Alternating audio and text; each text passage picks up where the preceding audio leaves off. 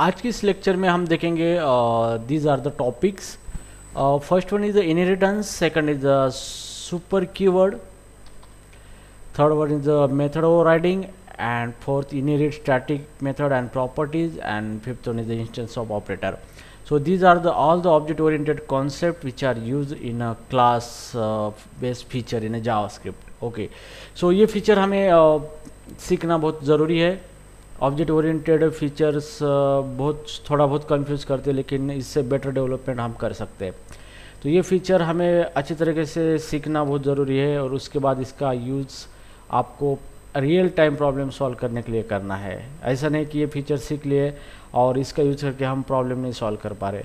आप एंगुलर में काम कर रहे हैं तो इस फीचर को आप एंगुलर में भी इस्तेमाल कर सकते हो टाइपस्क्रिप्ट के अंदर. ओके, तो चलो अभी देखेंगे इनहेरिटेंस.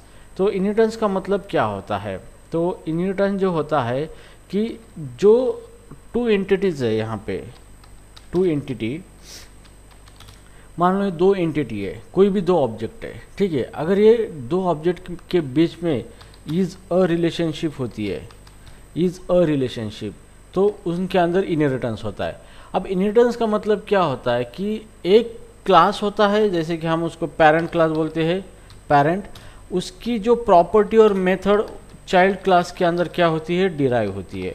मतलब पेरेंट की जो प्रॉपर्टीज़ है चाइल्ड क्लास के अंदर आती है, तो इस कॉन्सेप्ट को कहा जाता है इनहेरिटेंस कहा जाता है. ठीक है, तो इनहेरिटेंस के अंदर दो क्लासेस होते हैं. एक क्लास की प्रॉपर्टी और मेथड दूसरी क्लास के अंदर हम एक्सेस कर सकते हैं, और जो हमारा पेरेंट क्लास है उसकी प्रॉपर्टी मेथड चाइल्ड क्लास के थ्रू हम क्या कर सकते हैं? एक्सेस कर सकते हैं. तो this concept is nothing but the inheritance. ठीक है, अब इनहेरिटेंस किस तरीके से होता है? मतलब हमारे पास दो क्लासेस है, दो क्लासेस के बीच में अगर कोई इज अ रिलेशनशिप है तो उस दो क्लासेस के बीच में इनहेरिटेंस होता है. ठीक है, तो अभी मान लो जैसे कि अभी हमारे पास क्लास है यहाँ पे कार. ये कार एक हमारा क्लास है, लेकिन कार और दूसरा क्लास है व्हीकल. ठीक है, कार और व्हीकल में एक रिलेशनशिप है, that is called as is relationship. मतलब car is a vehicle. Yes, car ये व्हीकल है. इसका मतलब क्या होगा कि व्हीकल की प्रॉपर्टीज कार के अंदर इनहेरिट हो सकती है, डिराइव हो सकती है. मतलब व्हीकल की प्रॉपर्टी कार के अंदर आ सकती है. आ सकती मतलब आती है, क्योंकि कार ये व्हीकल है. ठीक है, अगर हम इस तरीके से बोले कि कार के अंदर मान लो कि एक सीडी प्लेयर है, सीडी प्लेयर, और कार के अंदर सीडी प्लेयर है, इंजन है. तो यहाँ पे रिलेशनशिप इज हो सकती है क्या? Yes, car is engine? No, because car ये इंजन नहीं है, कार हैज़ अ इंजन. तो यहाँ पे जो हैज़ अ रिलेशनशिप होती है, यहाँ पे इनहेरिटेंस नहीं होता है. इनहेरिटेंस का मतलब क्या होता है? एक क्लास की प्रॉपर्टी दूसरे क्लास के अंदर इनहेरिट होती है, आती है. ठीक है, तो उसी को इनहेरिटेंस बोलता है. लेकिन अगर डिज़ाइन करना है एप्लीकेशन को, हमें कॉन्सेप्चुअली देखना पड़ता है कि दो क्लासेस हम बना रहे हैं उसके अंदर किस टाइप का रिलेशनशिप है. अगर is a relationship find out होता है इस तरीके से, तो वहाँ पे इनहेरिटेंस आप कर सकते हो. हैज़ अ रिलेशनशिप में इनहेरिटेंस नहीं कर सकते. तो ये एक बेसिक फंडामेंटल एस्पेक्ट है इनहेरिटेंस का.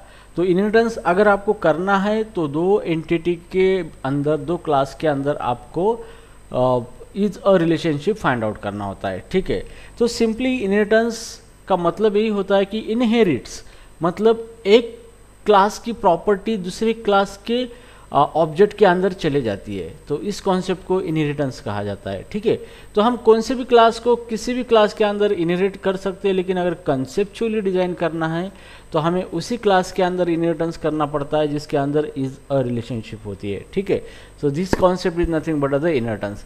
अभी हम इनहेरिटेंस को प्रोग्रामिंग के जरिए किस तरीके से करेंगे अभी देखते हैं. तो यहाँ पे मैं एक फोल्डर बनाऊंगा, जैसे कि न्यू फोल्डर इनहेरिटेंस. ठीक है, तो अभी इसको ओपन करेंगे हम VS कोड के अंदर.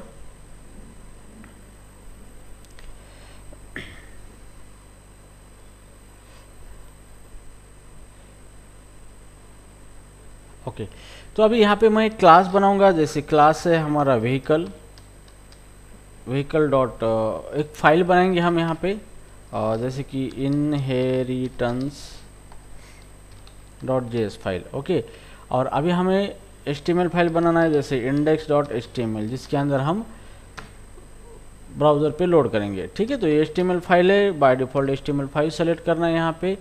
अभी यहाँ पे हम लिंक टैग से लिंक करेंगे फाइल, हमारी JS फाइल। स्क्रिप्ट है यहाँ पे src /index.js फाइल, और यहाँ पे देना है स्क्रिप्ट टाइप text/javascript। ठीक है, इतना ठीक है अभी। तो ये हो गया हमारा फाइल, और यहाँ पे हम थोड़ा सा एक मैसेज देंगे h1 वेलकम इन इनहेरिटेंस। ठीक है, तो इस तरह का मैसेज देंगे, और इसको अभी हम रन करेंगे। तो run in other browser Chrome. ठीक है, तो अभी इसको हम रन करेंगे। तो ये हो गया हमारा, रन हो गया, ये इस तरीके से आउटपुट आया है हमारा यहाँ पे। अभी हम थोड़ा कंसोल पे काम करने वाले, तो यहाँ पे कंसोल ओपन करेंगे यहाँ पे इस तरीके से, और ये हमारा कंसोल है। ओके, तो यहाँ पे हमारा आउटपुट आएगा। सो राइट नाउ अभी इसको क्लोज कर देंगे, ये इनहेरिटेंस। तो अभी इस फाइल के अंदर हम कोडिंग करेंगे। तो मान लो हमारा एक क्लास है, जैसे कि क्लास का नाम दिया है व्हीकल क्लास का नाम है। ठीक है, तो व्हीकल की प्रॉपर्टी क्या क्या हो सकती है, जैसे व्हीकल क्या करता है, व्हीकल का वेट होता है।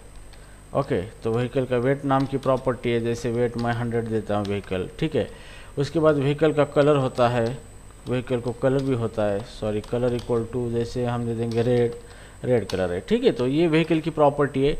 अभी हम दूसरा एक क्लास बनाते हैं यहाँ पे क्लास, और दूसरा क्लास है यहाँ पे कार। ठीक है, तो अभी ये व्हीकल की प्रॉपर्टी हमें कार के अंदर चली आती है, लेकिन यहाँ पे कंसेप्चुअली अगर बात करें तो कार इज अ व्हीकल, मतलब इन दोनों के बीच में इज अ रिलेशनशिप है। कौन सी है? Is a relationship. तो जहाँ पर भी दो क्लास के बीच में इज अ रिलेशनशिप होती है, वहाँ पे इनहेरिटेंस हम कर सकते हैं। ठीक है, ऐसा नहीं कि हम कोई किसी भी क्लास की प्रॉपर्टी इनहेरिट कर सकते हैं, लेकिन अगर बात आती है कंसेप्चुअल डिज़ाइन लेवल की, तो आपको इस तरीके से ऑब्जेक्ट ओरिएंटेड कॉन्सेप्ट का इस्तेमाल करके डिज़ाइन करना पड़ता है। ठीक है, तो ये हो गया इज अ रिलेशनशिप, मतलब ये कार है और ये व्हीकल है, तो कार इज अ व्हीकल, सो मतलब व्हीकल की ये प्रॉपर्टी कार के अंदर आ सकती है। ठीक है, तो अभी कार की खुद की प्रॉपर्टी है, जैसे कि इसका प्राइस है, कार का प्राइस इक्वल टू 30,000 हम लिखेंगे, और इसका मॉडल नंबर है कार का, मॉडल नंबर, और मॉडल नेम जैसे BMW। ठीक है, तो ये कार है। ठीक है, तो ये कार की दो प्रॉपर्टी है और ये व्हीकल की दो प्रॉपर्टी। अब इन दोनों में इनहेरिटेंस करना है, मतलब इस क्लास की ये प्रॉपर्टी इस क्लास के अंदर चली आती है, तो इस कॉन्सेप्ट को कहा जाता है इनहेरिटेंस। तो लेकिन इनहेरिटेंस करने के लिए हमें व्हीकल को इनहेरिट करना पड़ता है कार के अंदर, तो with the help of the extend keyword, x tends, और हमारा बेस क्लास है व्हीकल। ठीक है, तो इस केस में क्या होता है, जैसे भी हम क्लास कार एक्सटेंड्स व्हीकल करते हैं, तो व्हीकल में ये दोनों ही प्रॉपर्टी है, ये इस क्लास के ऑब्जेक्ट के अंदर इस तरीके से चली आती है। तो this concept is nothing but the inheritance. ठीक है, तो इस तरीके से आती है यहाँ पे, लेकिन ये प्रॉपर्टीज क्लास के अंदर नहीं चली आती है, इस क्लास के ऑब्जेक्ट के अंदर चली आती है। ठीक है, तो अभी यहाँ पे इस तरीके से हमने लिखा है। अभी हम इसका ऑब्जेक्ट बनाएंगे कार का, तो कार का ऑब्जेक्ट बनाएंगे जैसे console.log और न्यू कार, ये कार का ऑब्जेक्ट हमने बनाया है इस तरीके से। अब जैसे भी हम कार का ऑब्जेक्ट बनाते हैं, तो देखते हैं रिजल्ट क्या आता है। तो इसको रन करेंगे इस तरीके से, तो यहाँ पे देखो कार के अंदर सारे प्रॉपर्टी आ चुके हैं, कलर, मॉडल नंबर, प्राइस और वेट। मतलब ये जो हमने कार एक्सटेंड किया है व्हीकल, तो व्हीकल के अंदर की ये प्रॉपर्टी प्लस कार की प्रॉपर्टी, दोनों प्रॉपर्टी कार के अंदर चली आई है। ठीक है, तो ये कॉन्सेप्ट होता है इनहेरिटेंस का, मतलब एक क्लास की प्रॉपर्टीज और मेथड दूसरे क्लास के अंदर चली आती है। ठीक है, अब मान लो हम ये क्लास है, जिसको हम पेरेंट क्लास, अगर इसको हम पेरेंट क्लास बोलते हैं, तो इसके भी कुछ रिलेशन होते हैं। जैसे ये पेरेंट क्लास है, तो जो इनहेरिट हुआ है जिसके अंदर, वो होता है चाइल्ड क्लास, होता है चाइल्ड क्लास। ठीक है, अगर आप यूज कर सकते हो बेस क्लास, पेरेंट बेस है तो चाइल्ड सब क्लास है। ठीक है, और थर्ड वन है यहाँ पे, अगर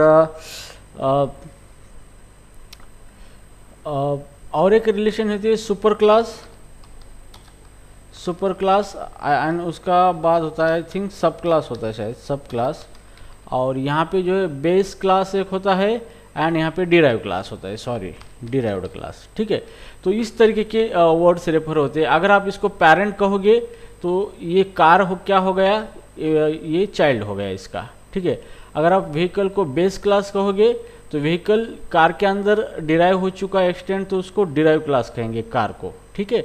अगर व्हीकल को अगर आप सुपर क्लास कहोगे तो कार जो है ये सब क्लास कहलाता है। तो इस तरीके की रिलेशनशिप आपको यूज़ करनी होती है। तो आप इसको पेरेंट क्लास बोलोगे व्हीकल को और चाइल्ड को डिराइव क्लास बोलोगे, तो ये इस तरीके का एक स्टैंडर्ड नहीं है। स्टैंडर्ड यही है कि आपको इन पेयर के अकॉर्डिंग ही इनको रेफर करना पड़ेगा, ठीक है। सो अभी कार हमारा पेरेंट क्लास है यहाँ पे, तो हमने सॉरी व्हीकल ये पेरेंट क्लास है, तो हमने कार के अंदर उसको एक्सटेंड किया है, तो व्हीकल की प्रॉपर्टी कार के अंदर चली गई, तो कार क्या हो गया हमारा, चाइल्ड क्लास हो गया, ठीक है। तो अभी जैसे भी हम चाइल्ड क्लास का ऑब्जेक्ट बनाते हैं तो उसके अंदर पेरेंट की प्लस चाइल्ड की दोनों की प्रॉपर्टी चली आती है यहाँ पे इस तरीके से, ठीक है। तो यही कॉन्सेप्ट होता है इनहेरिटेंस का, इसी को कहा जाता है इनहेरिटेंस। अभी इनहेरिटेंस के अंदर अलग अलग कॉन्सेप्ट होते हैं, जैसे कि यहाँ पे देखो अभी मैं मेथड लिखता हूँ हमारे पेरेंट क्लास के अंदर, ठीक है। तो मेथड लिखता हूँ जैसे प्रिंट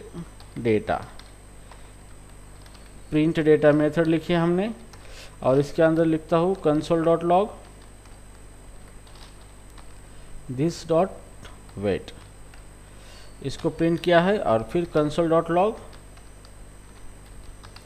दिस डॉट कलर, ठीक है। तो इस प्रिंट डेटा मेथड ने ये जो क्लास है इसके क्या कर दिए है, इसके प्रॉपर्टी को इसके अंदर प्रिंट कर दिया है, ठीक है। तो जैसे भी हम ये व्हीकल को एक्सटेंड करेंगे कार के अंदर, तो व्हीकल की सारी प्रॉपर्टी कार के अंदर चली आएंगी, ठीक है। तो चलो अभी कार का ऑब्जेक्ट हमने यहाँ पे बनाया है, इसको रन करके देखते हैं। जैसे रन करके देखा हमने, यहाँ पे प्रॉपर्टीज आ चुकी है, और प्रोटोटाइप के अंदर देखो यहाँ पे व्हीकल कंस्ट्रक्टर आया है यहाँ पे, और प्राइस मॉडल, ओके। जैसे भी हम यहाँ पे कार को प्रिंट करेंगे इस तरीके से, तो उसकी प्रॉपर्टी आ चुकी है, और यहाँ पे देखो प्रिंट डेटा मेथड भी क्या हो गई, पेरेंट क्लास की मेथड इसके अंदर चली आ चुकी है, ठीक है, चाइल्ड क्लास के ऑब्जेक्ट के अंदर। तो इस तरीके से पेरेंट की जो भी प्रॉपर्टीज़ और मेथड होती है चाइल्ड के अंदर चली आती है। अब मान लो मैं चाइल्ड का एक ऑब्जेक्ट इस तरीके से बनाता हूँ, यहाँ पे constant child is equal to new child, ठीक है। अब ये ऑब्जेक्ट बन चुका है चाइल्ड का। अभी चाइल्ड का ऑब्जेक्ट से क्या करेंगे, पेरेंट की मेथड हम कॉल कर सकते हैं, क्योंकि ये सारी चीज़ें किसके अंदर चली आई है, चाइल्ड के अंदर इस तरीके से चली आई है। तो जैसे भी हम चाइल्ड का ऑब्जेक्ट बनाएंगे तो वो ये सारी चीज़ें एक्सेस कर सकता है, ठीक है। तो अभी चाइल्ड का इस्तेमाल करके ये प्रिंट डेटा मेथड हम कॉल कर सकते हैं। So child dot print data,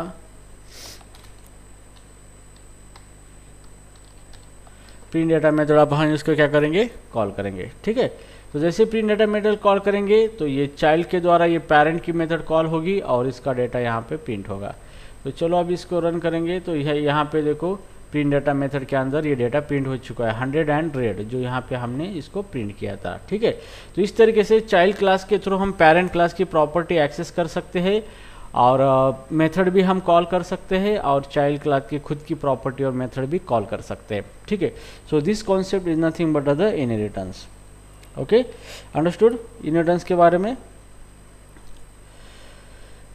okay अभी हम यहाँ पे और एक देखेंगे, हम क्या करेंगे, जो पेरेंट क्लास की जो प्रॉपर्टीज़ है मान लो उसको हम प्राइवेट बनाएंगे, ठीक है। और अभी हम चेक करेंगे कि ये प्राइवेट प्रॉपर्टी चाइल्ड के अंदर आई है या नहीं आई है, ठीक है। तो अभी हम ये जो चाइल्ड ऑब्जेक्ट है इसको अभी हम क्या करेंगे, प्रिंट करेंगे console dot log control S, और इसको देखेंगे तो यहाँ पे देखो ये जो प्रॉपर्टीज़ है प्राइवेट प्रॉपर्टीज़ है और इसकी पेरेंट क्लास की, वो भी प्रॉपर्टी चाइल्ड क्लास के अंदर आ चुकी है, ठीक है। तो जावास्क्रिप्ट के अंदर प्राइवेट प्रॉपर्टी जो होती है पेरेंट क्लास की वो चाइल्ड क्लास के अंदर आती है, और अदर प्रोग्रामिंग लैंग्वेज जैसे जावा है या फिर .NET C# है उसके अंदर प्राइवेट प्रॉपर्टी चाइल्ड क्लास के अंदर कभी नहीं आती है। लेकिन जावास्क्रिप्ट के अंदर प्राइवेट प्रॉपर्टी जो हमने यहाँ पे लिखी थी ये चाइल्ड क्लास के अंदर फिर भी आ रही है। तो यहाँ पे हमने प्रैक्टिकली करके देखा है यहाँ पे, तो ये पेरेंट क्लास की प्राइवेट प्रॉपर्टी है, फिर भी ये चाइल्ड क्लास के ऑब्जेक्ट के अंदर ये प्रिंट हो रही है।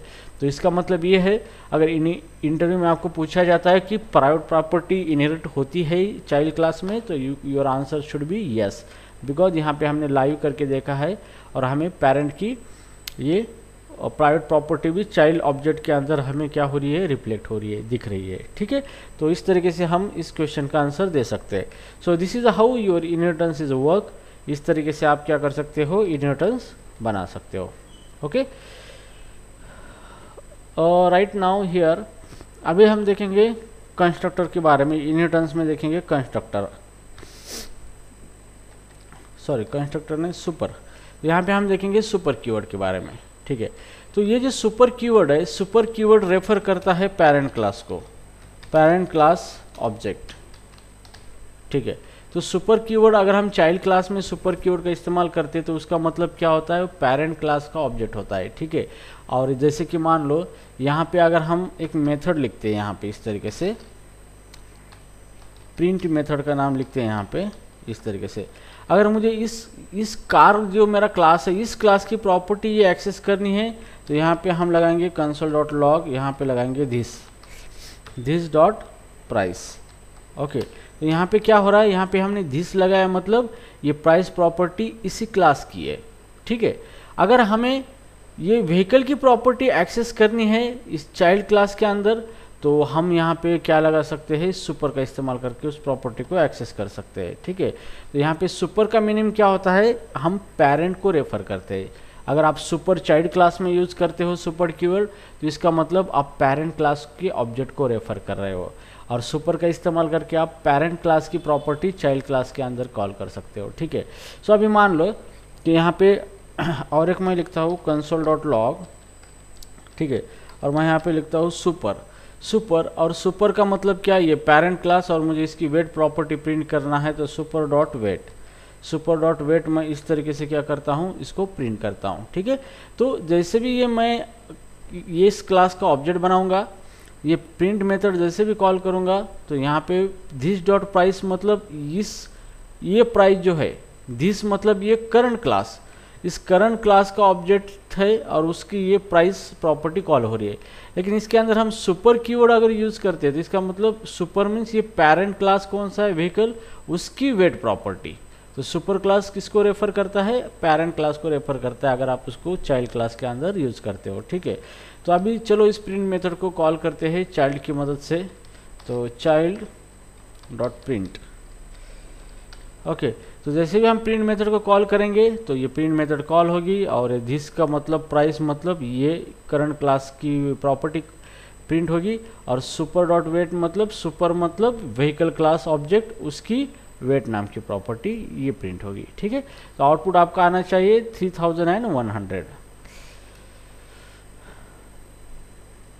3000 अभी यहाँ पे अनडिफाइंड दिखाया है उसने, यहाँ पे सुपर वेट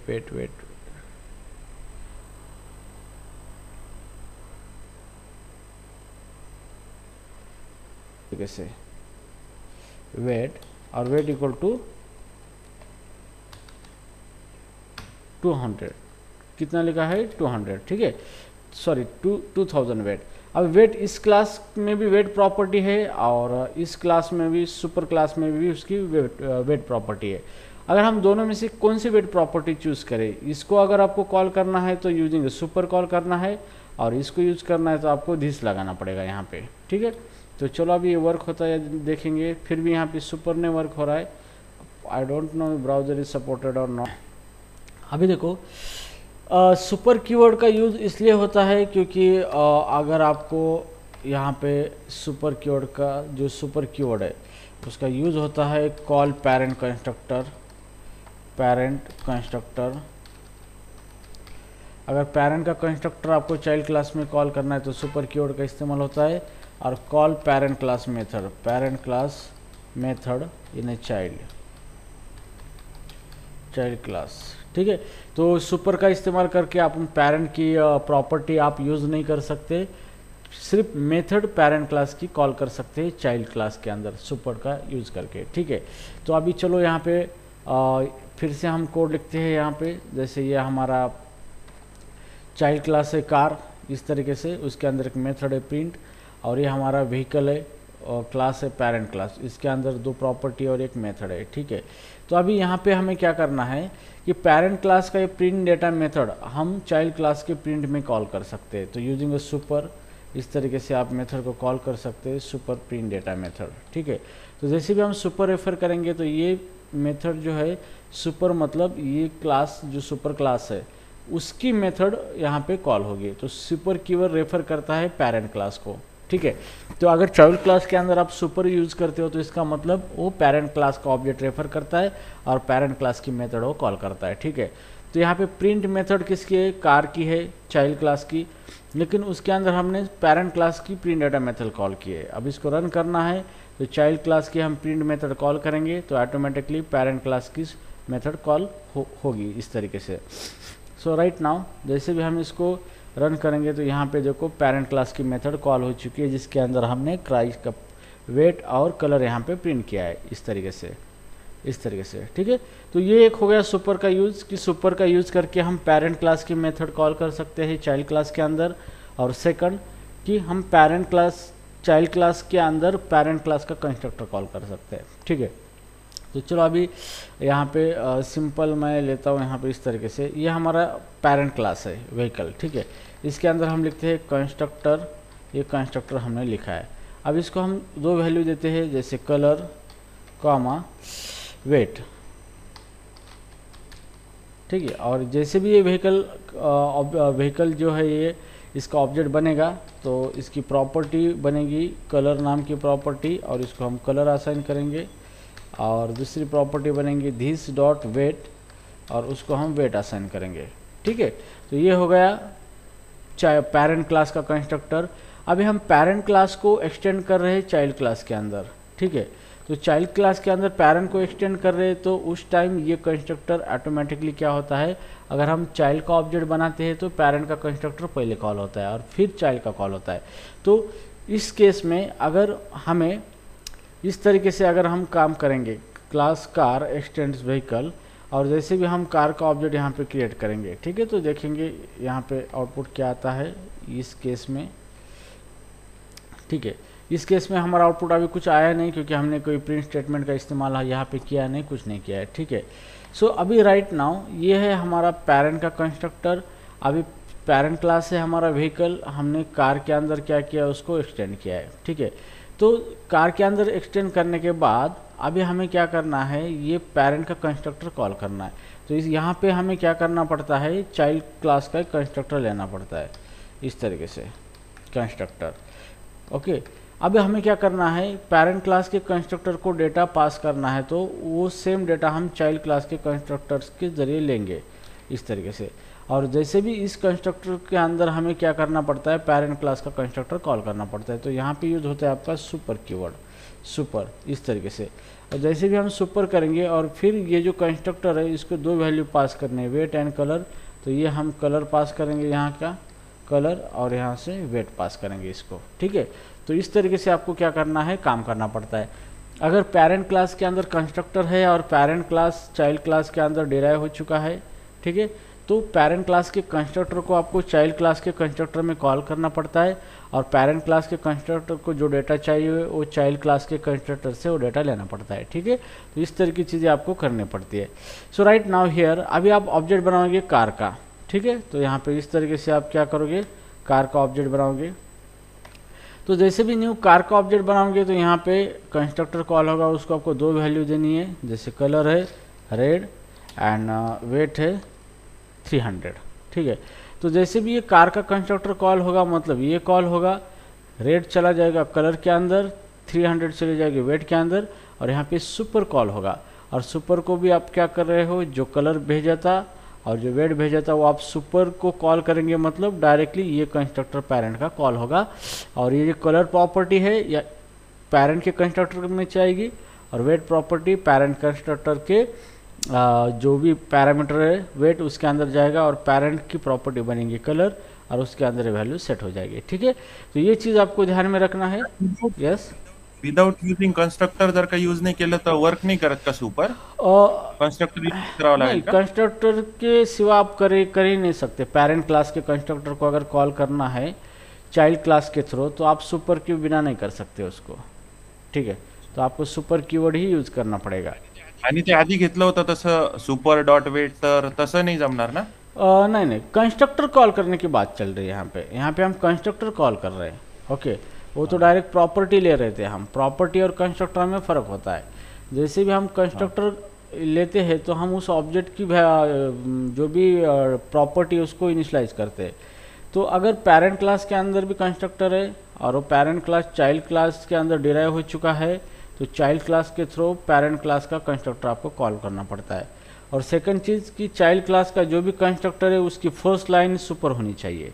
ऐसा नहीं कि मैं यहाँ पे अलग दूसरी लाइन लेता हूँ, जैसे कि कंसोल डॉट लॉग और यहाँ पे कुछ मैसेज देता हूँ इस तरीके से, और फिर सेकंड लाइन मैंने सुपर लिया है यहाँ पे। ठीक है, अभी मैं इसको रन करके देखता हूँ तो यहाँ पे still JavaScript is accepted but in other language they don't accepted. ठीक है, तो जावास्क्रिप्ट के अंदर ये एक्सेप्ट कर रहा है क्योंकि एक्चुअली जो ऑब्जेक्ट ओरिएंटेड लैंग्वेज होती है वो एक्सेप्ट नहीं करती, क्योंकि फर्स्ट लाइन ही क्या होता है उसका सुपर होना चाहिए कंस्ट्रक्टर के अंदर चाइल्ड के। ठीक है, तो इन जावास्क्रिप्ट के अंदर आप सुपर के जरिए क्या कर सकते हो, पेरेंट क्लास का कंस्ट्रक्टर कॉल कर सकते हो चाइल्ड क्लास के कंस्ट्रक्टर के अंदर। ठीक है, तो अभी जैसे भी हमने चाइल्ड क्लास का ऑब्जेक्ट बनाया है, चाइल्ड क्लास का कंस्ट्रक्टर कॉल हुआ और उसके अंदर हमने पेरेंट का कंस्ट्रक्टर कॉल किया है और जो भी डेटा चाइल्ड को पास किया था उस सेम डेटा पेरेंट को पास किया है, तो पेरेंट की प्रॉपर्टी यहाँ पे बन चुकी है और इनिशलाइज हो चुकी है। ठीक है, सो राइट नाउ अभी हम क्या करेंगे, चाइल्ड का जो ऑब्जेक्ट है उसको प्रिंट करेंगे कंसोल डॉट लॉग चाइल्ड। तो जैसे भी चाइल्ड का ऑब्जेक्ट हम प्रिंट करेंगे तो यहाँ पे देखो दो प्रॉपर्टी आ चुकी है, कलर रेड एंड वेट। मतलब यहाँ पे पेरेंट क्लास के अंदर जो भी प्रॉपर्टी बन चुकी है वो सारी प्रॉपर्टी चाइल्ड क्लास के अंदर आ चुकी है, डिराइव हो चुकी है। ठीक है, तो चाइल्ड क्लास के थ्रू आप पेरेंट क्लास का कंस्ट्रक्टर कॉल कर सकते हो, that's why there is a super is use. तो इसलिए सुपर इस पे यूज होता है। ओके, किसी को कोई डाउट है इसके ऊपर, समझ में आ रहा है ये?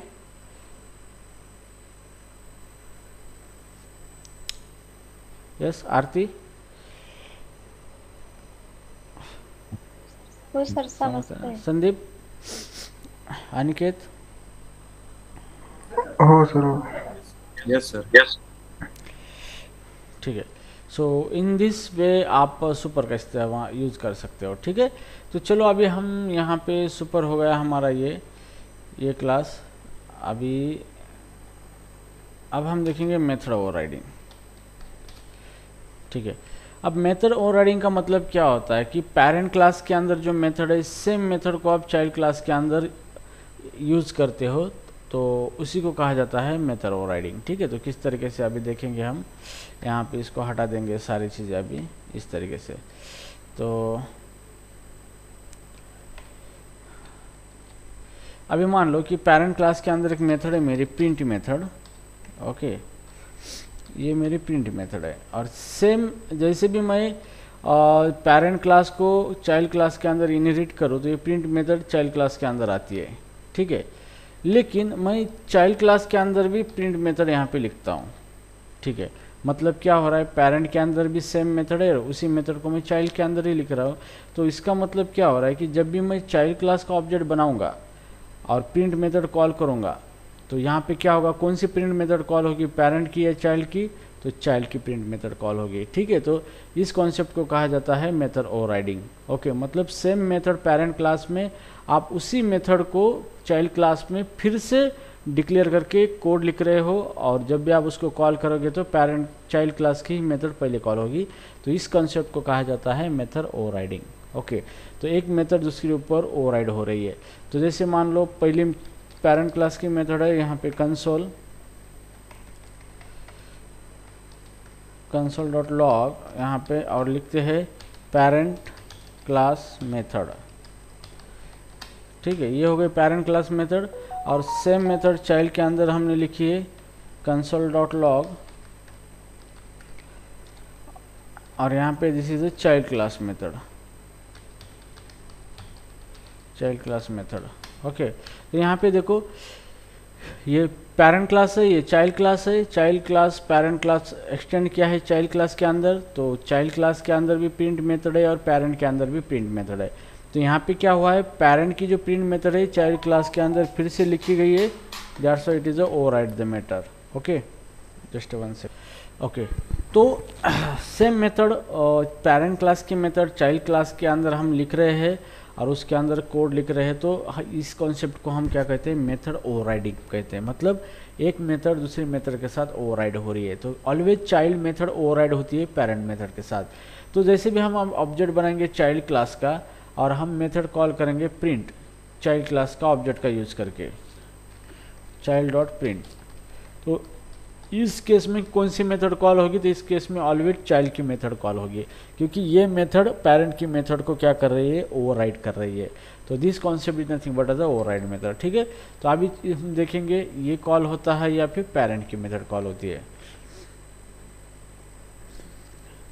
तो यहाँ पे देखो child class method is called, मतलब अगर सेम मेथड भी पेरेंट के अंदर होती है और चाइल्ड के अंदर भी सेम मेथड होती है और उन दोनों के बीच इनहेरिटेंस भी होता है, तो child class method always override the parent class method.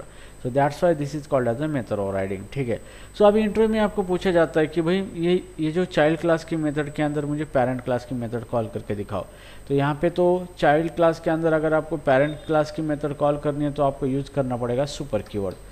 तो आप यहाँ पे सुपर मतलब पेरेंट और यहाँ पे पेरेंट की प्रिंट मेथड आप इस तरीके से कॉल कर सकते हो। ठीक है, तो जैसे भी चाइल्ड डॉट प्रिंट करोगे तो चाइल्ड क्लास की प्रिंट मेथड कॉल होगी और उसकी सुपर डॉट प्रिंट करोगे तो फिर ये उसके पेरेंट क्लास की प्रिंट मेथड कॉल होगी। ठीक है, तो इस तरीके से आपको इंटरव्यू में पूछा जाता है, तो आप इस तरीके से उसका जवाब दे सकते हो। अभी यहाँ पे आएगा पहले parent class method then child class method. Okay, so this concept is nothing but the method overriding. तो मेथड ओवरराइडिंग में क्या होता है कि पेरेंट क्लास की सेम मेथड चाइल्ड क्लास के अंदर लिखी जाती है और चाइल्ड क्लास के ऑब्जेक्ट थ्रू उस मेथड को कॉल करते हैं, तो ऑलवेज चाइल्ड क्लास की मेथड एग्जीक्यूट होती है, ओवरराइड होती है then parent class method. Okay, so this concept is nothing but the method overriding. तो इस तरीके से आप मेथड को क्या कर सकते हो, ओवरराइड कर सकते हो। ठीक है, सो राइट नाउ ये हो गया method overriding. Now inherit static property and method. ठीक है, अभी हम देखेंगे यहाँ पे, अभी सबको हटा देंगे हम, ये दोनों को भी यहाँ पे। तो अभी ये जो है हमारा पेरेंट क्लास, उसके अंदर स्टैटिक में प्रॉपर्टी रखते हैं, स्टैटिक मेथड जैसे कि कलर है, यहाँ पे colour is equal to red. ठीक है, तो ये एक स्टैटिक प्रॉपर्टी हमने रखी है इसके अंदर हमारे पेरेंट क्लास के अंदर। तो अभी जैसे भी हम चाइल्ड क्लास बनाते हैं, चाइल्ड क्लास का ऑब्जेक्ट और उसको प्रिंट कर देते हैं, तो देखते हैं कि चाइल्ड के अंदर पेरेंट की स्टैटिक मेथड आती है या नहीं आती है, चाइल्ड क्लास। ठीक है, अब इसको रन करेंगे इस तरीके से कार, तो अभी इसके अंदर कोई प्रॉपर्टीज नहीं आई है। क्यों?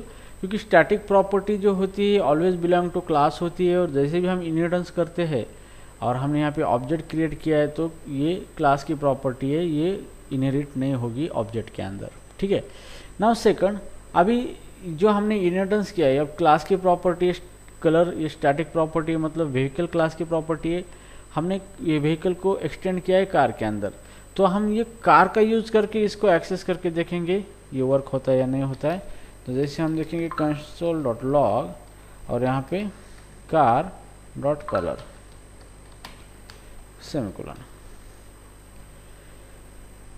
तो यहाँ पे देखो रेड आ चुका है। तो इसका मतलब क्या होता है कि स्टैटिक प्रॉपर्टी पेरेंट क्लास की अगर इनहेरिटेंस होता है चाइल्ड और पेरेंट के अंदर, तो पेरेंट क्लास की स्टैटिक प्रॉपर्टी चाइल्ड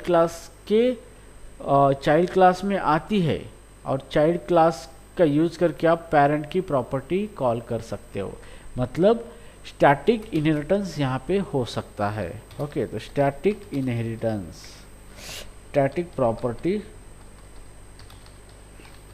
इनहेरिटेंस।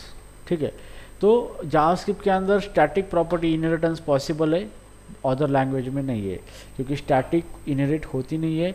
लेकिन जावास्क्रिप्ट के अंदर जो भी पेरेंट क्लास की स्टैटिक मेंबर है वो चाइल्ड क्लास जो है उसके अंदर इनहेरिट होते हैं और चाइल्ड क्लास का यूज करके हम उसको एक्सेस कर सकते हैं। ठीक है, तो मान लो एक पेरेंट क्लास की मेथड लिखते हैं हम, जैसे कि स्टैटिक प्रिंट नाम की मेथड हम लिख देंगे, प्रिंट डेटा, और ये मेथड डेटा को प्रिंट करेगी। ठीक है, जैसे कंसोल डॉट लॉग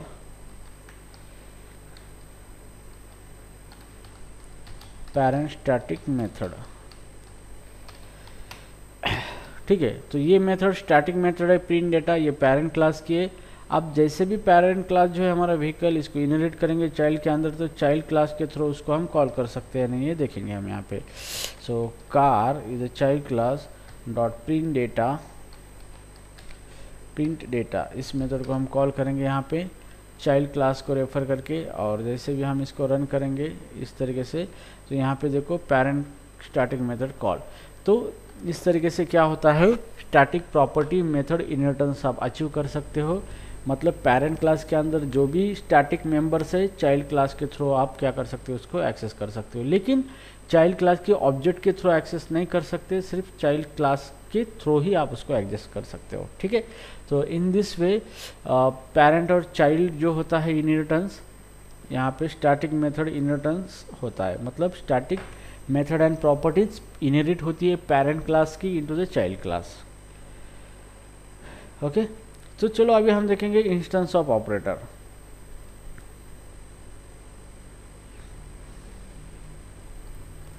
अभी इंस्टेंस ऑफ ऑपरेटर एक ऑपरेटर है, ये ऑब्जेक्ट चेक करता है कि ये ऑब्जेक्ट का ओनर कौन है। मतलब ये ऑब्जेक्ट किसका बना हुआ है, किस क्लास का ऑब्जेक्ट है। अगर आपको चेक करना है तो आप इंस्टेंस ऑफ ऑपरेटर यूज कर सकते हो। मतलब आपके पास एक ऑब्जेक्ट है, लेकिन उसका कौन सा क्लास का वो ऑब्जेक्ट है ये आपको आइडेंटिफाई करना है, तो ये इंस्टेंस ऑफ ऑपरेटर की मदद से आप उसको आइडेंटिफाई कर सकते हो। ओके, तो जैसे कि चलो अभी हम यहाँ पे बनाएंगे 2-3 क्लास बनाएंगे यहाँ पे। अभी ये हमारा व्हीकल एक क्लास है। अभी हम यहाँ पे इनहेरिटेंस का कॉन्सेप्ट निकाल देते हैं। कार एक क्लास है हमारा।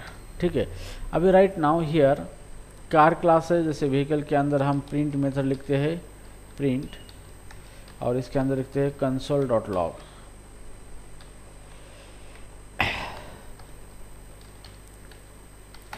कंसोल डॉट लॉग, और इसमें लिखते हैं व्हीकल क्लास। ओके, और हम सेम पेरेंट की मेथड लिखते हैं चाइल्ड क्लास में, और यहाँ पे हम लिखते हैं चाइल्ड क्लास। ओके, अभी हमारे 2 क्लास है। ठीक है, तो हम दोनों का भी ऑब्जेक्ट बनाएंगे। तो यहाँ पे कांस्टेंट व्हीकल भी is equal to new vehicle. अब व्हीकल का ऑब्जेक्ट बनाया है और हमने कांस्टेंट, ठीक है, अभी ये भी ऑब्जेक्ट व्हीकल का बनाए। ठीक है, तो अभी हम इसको ये करते हैं। अभी मान लो यहाँ पे कि ये जो हमारा व्हीकल जो है, यहाँ पे ये ऑब्जेक्ट हमें चेक करना है कि व्हीकल के अंदर कौन सा ऑब्जेक्ट है। तो नॉर्मली हमें पता है कि हमने व्हीकल ऑब्जेक्ट वी के अंदर रखा है। ठीक है, लेकिन कभी कभी कुछ फंक्शन या एपीआई को हम ऑब्जेक्ट पास करते हैं, तो उसको पता नहीं चलता कि ये पास किया वाला ऑब्जेक्ट कौन सा है। ठीक है, तो मान लो यहाँ पे मैं एक फंक्शन लिखता हूँ, फंक्शन चेक ऑब्जेक्ट। ठीक है, एक फंक्शन मैंने बनाया चेक ऑब्जेक्ट, इसको आप एक ओबीजे पास करना है इस फंक्शन को। ठीक है, अभी इस फंक्शन को क्या करना है, चेक करना है कि इसको जो ऑब्जेक्ट आप पास कर रहे हो वो कार का है या व्हीकल का है, ये आइडेंटिफाई करना है। तो इसके लिए यहाँ पे यूज़ होता है इंस्टेंस ऑफ ऑपरेटर। ठीक है, तो यहाँ पे कांस्टेंट रिजल्ट, यहाँ पे इस व्हीकल वेरिएबल लेंगे हम, और ये जो ऑब्जेक्ट है इसको हम चेक करेंगे ओबीजे इंस्टेंस ऑफ व्हीकल। मतलब यहाँ पे अब ये इंस्टेंस ऑफ क्या करेगा, ये जो ऑब्जेक्ट है ये ऑब्जेक्ट चेक करेगा, ये ऑब्जेक्ट व्हीकल क्लास का है तो रिटर्न ट्रू करेगा। ठीक है, तो अगर यहाँ पे इफ रिटर्न अगर ट्रू होता है, इस व्हीकल ट्रू है, तो इसका मतलब क्या है, console dot log parameter argument belong to vehicle class. ठीक है, अगर नहीं है तो दूसरा हमें पता है इस इंस्टेंस ऑफ, या फिर आप एलसिफ लगाकर भी चेक कर सकते हो। एलसिफ अगर नहीं है तो ओबीजे इंस्टेंस ऑफ कार का है या वो चेक करेंगे यहाँ पे। ठीक है, तो इस तरीके से इसको चेक किया जाता है, इस तरीके से object belong to car class. Okay, ये कार क्लास हो गया, और ये दोनों भी नहीं है मतलब वो ऑब्जेक्ट है ही नहीं है, या फिर दूसरा और ही है यहाँ पे, तो यहाँ पे अननोन, तो हम देंगे belong to unknown.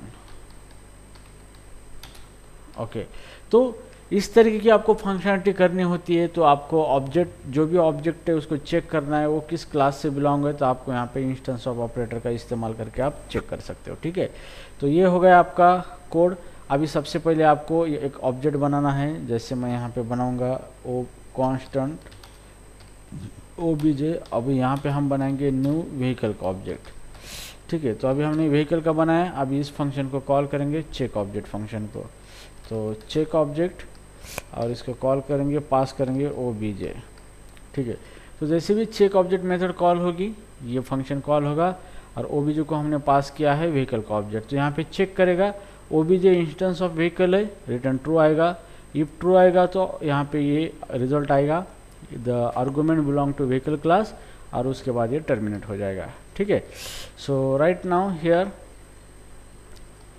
Our output should be here argument belong to the vehicle class. ठीक है, अगर हम यहाँ पे व्हीकल की जगह कार का बनाते हैं ऑब्जेक्ट, तो ये इजीली डिटेक्ट करेगा कार, कंट्रोल एस, और रिफ्रेश करेंगे argument belong to the car class. ठीक है, तो ये प्रोग्रामिंग करते वक्त जावास्क्रिप्ट के अंदर आपको बहुत इंपॉर्टेंट होता है कि जो भी ऑब्जेक्ट पास किया जा रहा है वो इंस्टेंस ऑफ स्पेसिफिक क्लास है या नहीं, तो आप चेक कर सकते हैं using a instance of operator. Okay, तो इस तरीके से आप क्या कर सकते हो, इनहेरिटेंस भी यूज कर सकते हो यहाँ पे, और इंस्टेंस ऑफ ऑपरेटर भी यूज कर सकते हो। ठीक है, तो अभी हम इंस्टेंस ऑफ ऑपरेटर को इनहेरिटेंस के कॉन्टेक्स्ट में देखेंगे। तो ये जो कोड है इसको हम कमेंट आउट कर देते हैं यहाँ पे। अभी ये जो हमारा क्लास है, ये दो क्लास को हम फिर से यहाँ पे लेंगे इस तरीके से। तो ये जो हमारा है इसको अनकमेंट करेंगे यहाँ पे। ठीक है, अभी ये हमारा व्हीकल क्लास है और ये कार क्लास है। ठीक है, तो हम क्या करेंगे, एक्सटेंड्स करेंगे व्हीकल को कार के अंदर, एक्सटेंड्स व्हीकल। ठीक है, तो अभी व्हीकल की सारी प्रॉपर्टी कार के अंदर चली आई है। ठीक है, तो अभी मान लो कि हम एक ऑब्जेक्ट बनाएंगे किसका, कार का। तो constant car is equal to new car का अब हम ऑब्जेक्ट बनाएंगे हम इस तरीके से। ठीक है, और अगर हम यहाँ पे प्रिंट करेंगे कांस्टेंट रिजल्ट या फिर इज व्हीकल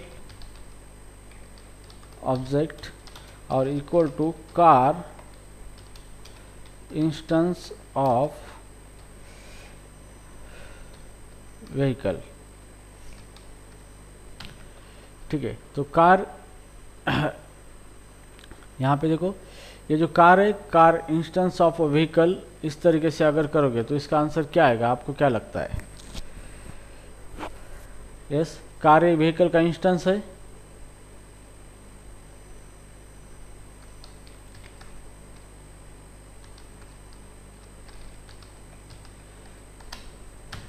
तो हम व्हीकल को प्रिंट करेंगे और देखेंगे आउटपुट ट्रू या फॉल्स आता है। तो आउटपुट यहाँ पे ट्रू आ रहा है। देखो, सो यहाँ पे क्या हो रहा है, जैसे कि हमारा एक कार है, car is instance of vehicle, मतलब कार ये व्हीकल का भी ऑब्जेक्ट है क्या? यस, क्योंकि कार के अंदर व्हीकल भी इनहेरिटेड हुआ है।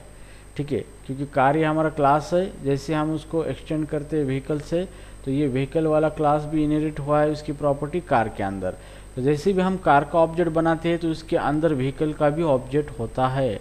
दैट्स वाई अगर हम कार इंस्टेंस ऑफ व्हीकल अगर करेंगे तो यस, कार व्हीकल का इंस्टेंस हो सकता है।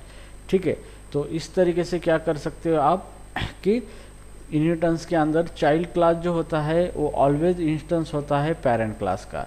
तो यहाँ पे मैंने ऑब्जेक्ट चाइल्ड का क्लास का बनाया है, लेकिन चाइल्ड क्लास के अंदर मेरा पेरेंट क्लास व्हीकल यहाँ पे इनहेरिट हो चुका है। दैट्स वाई जो चाइल्ड क्लास का ऑब्जेक्ट है वो ऑलवेज इंस्टेंस होता है आपके पेरेंट क्लास का।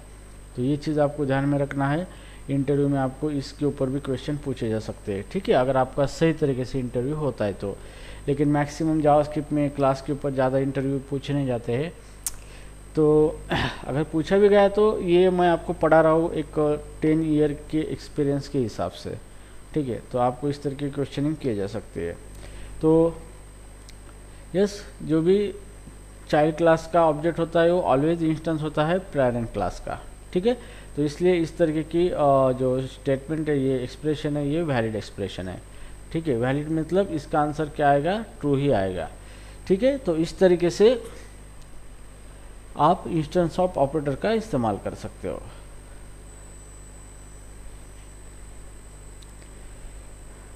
Okay, so today's concept is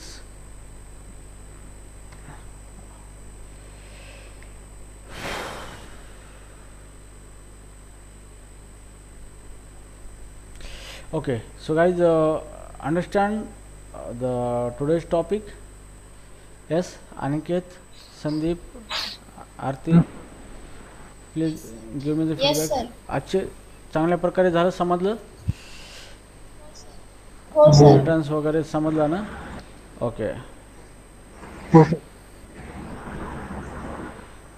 okay okay, ठीक है। इन tomorrow lecture I think we have taken the lot of things about the class and object oriented concept. So tomorrow we will see the best one more the best concept about the class. The class is the first class concept is this. So वो एक बहुत बेहतरीन concept है, आपको शायद सीखने को नहीं मिलेगा कहीं पर मैं आपको सिखाऊंगा क्लास के बारे में। ओके, तो tomorrow lecture will also very awesome and entertaining. Okay, तो इस तरीके से कोडिंग कीजिए। Object oriented way is very awesome है, बहुत अच्छी तरीके से इसको हम प्रॉब्लम को सॉल्व कर सकते हैं यूजिंग ऑब्जेक्ट ओरिएंटेड वे। ओके या okay okay, yes, thank you so much, thanks, good night.